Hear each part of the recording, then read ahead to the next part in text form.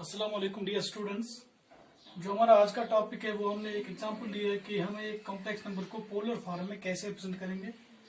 इससे पहले जो लेक्चर दिया था हमने कि कैसे हम एक कॉम्प्लेक्स नंबर का पोलर फॉर्म निकाल सकते हैं, तो वहां पे हमने बताया था कि पोलर फॉर्म के लिए हमें दो चीजें ज्यादा जरूरी होती है, एक तो आर और दूसरा थीटा होता है। तो आर और थीटा निकालने के लिए हम क्या करेंगे, जो हमारे पास दिया गया कॉम्प्लेक्स नंबर है साइड is equal to 1 plus iota root of 3। हम इसको ऑर्डर पेयर भी रिप्रेजेंट कर सकते हैं 1 और रूट ऑफ 3। सबसे पहले हमने वहां पे आर निकालना था, तो आर को हमने कैसे निकाला था, that was equal to under root of x square plus y square. X square पहला होता है और दूसरा वाई स्क्वायर। एक्स स्क्वायर के बदले 1 है प्लस वाई स्क्वायर के बदले रूट ऑफ 3 है, इसको स्क्वायर करो, स्क्वायर रूट काट वो किसके बराबर आ जाएगा 1 plus 3 that is equal 3 plus 1 4 that is equal to 2। तो आर का वैल्यू हमें निकल गया, ये 2 आ गया।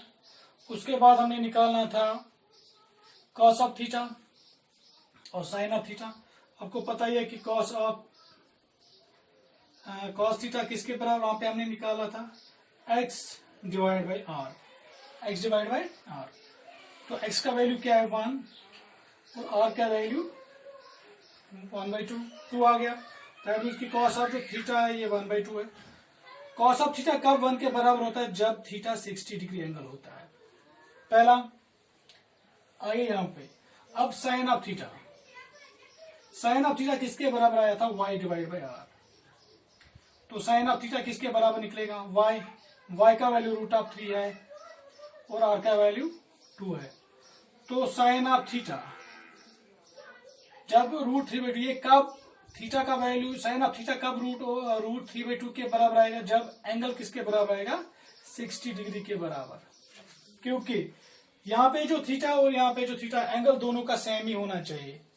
जब भी कॉस ऑफ थीटा 60 डिग्री के बराबर यहाँ पे भी आ गया और साइन ऑफ थीटा यहाँ पे भी 60 डिग्री के बराबर आ गया, तो ये जो दोनों 60 डिग्री, जब आप ये ट्रिग्नोमेट्रिक टेबल देखेंगे तो ये थीटा जब भी 60 डिग्री के बराबर आएगा तो वहां पे एंगल क्या बनेगा पाई डिवाइड बाई 3।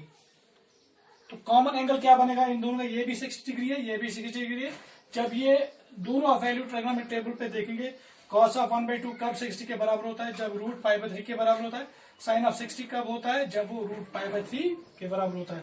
तो अगर हम इस नंबर का ये पोलर फॉर्म निकालेंगे तो जहां पे z किसके बराबर आएगा, वहां पे हम लिखते हैं और cos of theta plus iota sine of theta.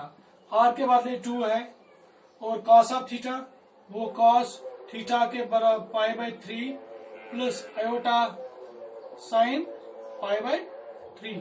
तो ये बन गया इस कॉम्प्लेक्स नंबर का पोलर फॉर्म। आदि बुक्स पे तो उन्होंने वहां पे भी इक्वेशन को लिखा है, इक्वेशन लिखना जरूरी नहीं है, आप डायरेक्ट भी आर का वैल्यू निकाल सकते हैं, ये थीटा का वैल्यू निकाल सकते हैं और सिंपली उसमें फिर आप यहाँ पे सब्स्टिट्यूट कर सकते हैं, तो उस नंबर का आपको पोलर फॉर्म रिप्रेजेंटेशन आ जाएगी। तो इंशाल्लाह ये हमारा लेक्चर था, एक एग्जांपल थी कि हम एक कॉम्प्लेक्स नंबर को कैसे पोलर फॉर्म में रिप्रेजेंट करेंगे। तो उसके लिए जरूरी है पहले उसको ऑर्डर पेयर बनाइए, ऑर्डर पेयर के बाद आर निकाल लीजिए, जो वहां पे मैंने बोला था ये रेडियल वेक्टर होता है या रेडियस वेक्टर होता है, और साथ में एम्पलीट्यूड जो होता है ये आर्गुमेंट वैल्यू होता है कॉम्प्लेक्स नंबर का, वो थीटा होता है। कॉस थीटा निकालना पड़ता है, उसके बाद साइन थीटा ये हमने निकाला है। यहाँ पे x divide by R, x तो पहला होता है और आर दूसरा होता है। इसी तरह से साइन ऑफ थीटा भी निकालना पड़ता है। और लास्ट में क्या करना होता है, ये दो एंगल जो होने ये कॉमन होना चाहिए, एक ही जैसा होना चाहिए। तो कॉस ऑफ थीटा जब 1 के बराबर तो एंगल 60 हो जाएगा। साइन ऑफ थीटा जब root of 3 divide by 2 triangle table पे देख लीजिए तब भी 60 आएगा। ये तब दोनों 60 आ जाएंगे जब वैल्यू होगा थीटा का पाई बाई 3। तो इस तरह से इस कॉम्प्लेक्स नंबर का ये पोलर फॉर्म बन गया। जो हमारा जो अगला लेक्चर होगा वो कोऑर्डिनेट इक्वेशन पे होगा। तब तक के लिए अल्लाह हाफिज।